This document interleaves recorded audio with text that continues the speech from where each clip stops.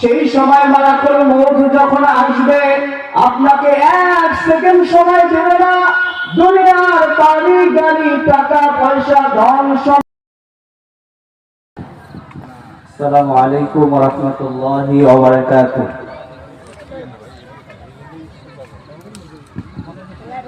আলহামদুলিল্লাহ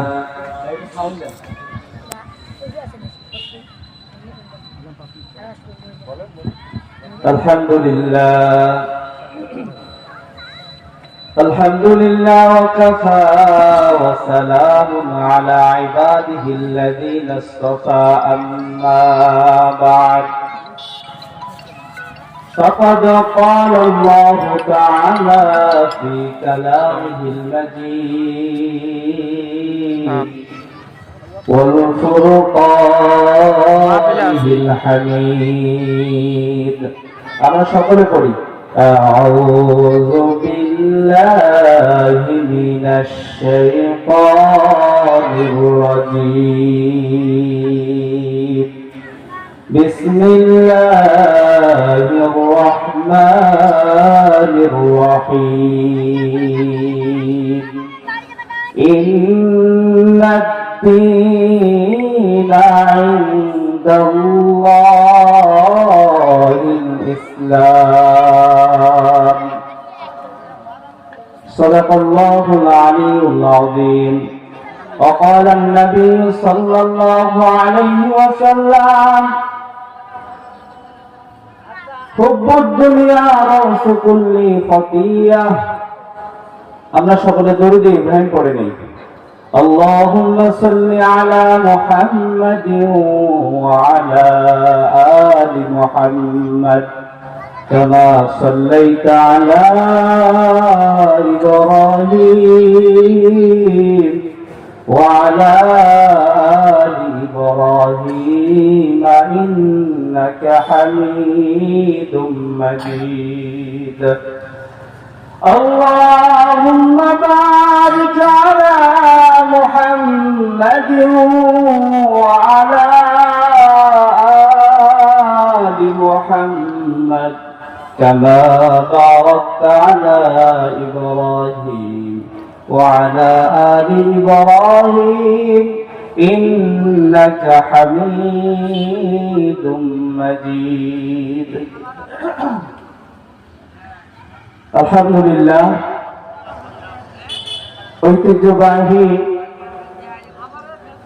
দক্ষিণ রামখানা ফেরানি মোড় যুব সমাজের আয়োজনে আজকে আমাদের প্রিয় যুবক ভাইয়েরা, যদি যুবক ভাইয়েরা ইচ্ছা করত তাহলে আজকে এখানে গানের প্যান্ডেল হতো, ঠিক কি না?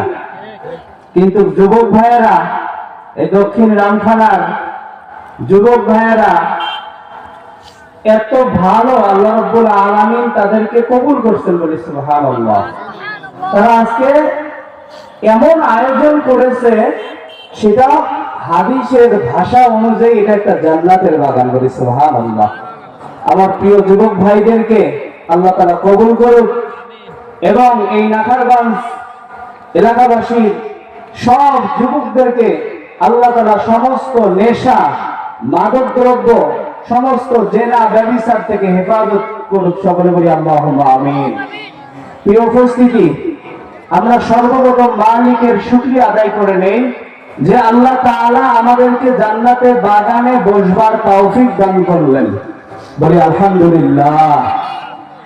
দরুদ পাঠ করে যিনি আমাদের রাহবার, যিনি আমাদের মুআল্লিম, যিনি আমাদের মুদাররিস, কিয়ামতের ময়দানে যখন সবাই বলবে ইয়া নাফসি ইয়া নাফসি,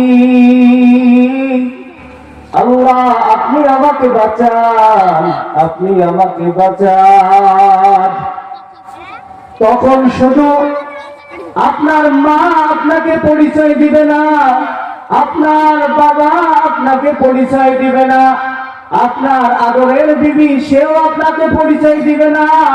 সবাই আপনাকে অস্বীকার করবে, বলবে আমার কোনো সন্তান ছিল না, আমার কোনো স্ত্রী ছিল না, স্বামী ছিল না, সবাই অস্বীকার করবে। সেই সময়ে আখির নবী, শেষ নবী মুহাম্মাদুর রাসূলুল্লাহ। সকলে বলি সাল্লাল্লাহু আলাইহি ওয়াসাল্লাম। আমাদের নবী ডাক দিয়ে বলবেন, ইয়া উম্মতি, ইয়া উম্মতি, হে রব, হে মালিক আল্লাহ,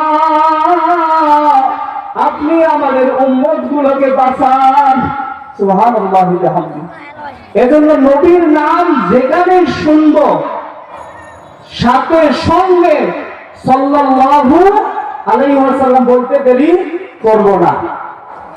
যদি কোনো ব্যক্তি স্বপ্নের মাধ্যমে বিশ্বনবী সাল্লাল্লাহু আলাইহি ওয়াসাল্লামকে দেখতে পারে, তাহলে বিশ্বনবী তার জন্য শাফায়াতের কান্ডারি হয়ে যাবে। বলি সুবহানাল্লাহ।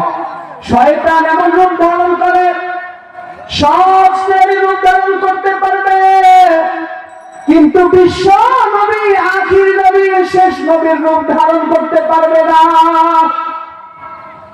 এই জন্য আমাদেরকে মহাব্বতের সহিত যখন আমরা দরুদ ইব্রাহিমটা পড়ব, মহাব্বতের সহিত খুব ধীরে নম্রভাবে পড়ার চেষ্টা করব ইনশাআল্লাহ। আল্লাহ রাব্বুল আলামিন আমাদেরকে এনি টাইম, অল টাইম বিশ্বনবীর নাম শুনলেই সাল্লাল্লাহু আলাইহি ওয়াসাল্লাম এবং দরুদ শরীফ পড়ার তৌফিক দান করুন বলে আমিন। সম্মানিত উপস্থিতি, আমি আপনাদের সামনে কোরআনুল কারীম থেকে এমন একটা আয়াত কালিমা তেলাওয়াত করেছি, সেই আয়াতটা আমি আবার বলতেছি। ইন্নাদ-দীনা ইনদাল্লাহ, ইন্নাদ-দীনা ইনদাল্লাহিল ইসলাম। আমি এমন আখরাত, এমন এক মালিক, তুমি পৃথিবীর মধ্যে যখন তোমাকে পাঠাবো, তুমি দেখবা কতগুলো মানুষ তাদের ধর্ম তৈরি করে। হিন্দু ধর্ম, বৌদ্ধ ধর্ম, খ্রিস্টান ধর্ম, আবার নাম না জানা অনেকে রব দাবি করে। তাদের ধর্ম গুলো থেকে বিরত রাখার জন্য আমি এমন এক রব, তোমাদের মুক্তির দিশারি এমন এক ধর্ম নাযিল করে দিলাম। সেই ধর্মগ্রন্থের নাম হলো ইসলাম।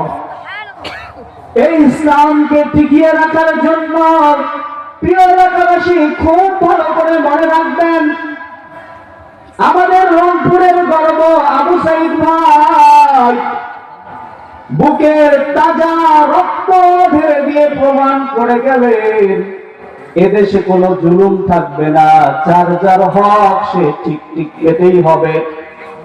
এজন্য তো আমার শিল্পী ভাইরা বলেন, বিপ্লব মানে জীবন দেয়া, বসে থাকা নয়, সে কোনদিন আসবে না রে করো যদি ভয়। কথা বলেন ঠিক কিনা? বিপ্লব চাবেন, আপনি ইসলাম চাবেন, তো আপনি ভয় করবেন না। কিভাবে আসবে বিজয়ের রক্ত আর জীবনের বিনিময়, আসবে বিজয়ের রক্ত আর জীবনের বিনিময়। বিপ্লব মানে জীবন দেয়া, বসে থাকা নয়, সে কোনদিন আসবে না রে করো যদি ভয়। লড়াইয়ের এই ময়দানেতে যেতে তোমাকে হবে, প্রয়োজনে সব রক্তটুকু জমিনেই ঢেলে দেবে। কথা বলেন ঠিক কিনা? আবু সাইদ তার জীবনকে, কেউ কি চাবে শত্রুর মুখে তার জীবনকে বিলিয়ে দেওয়ার জন্য?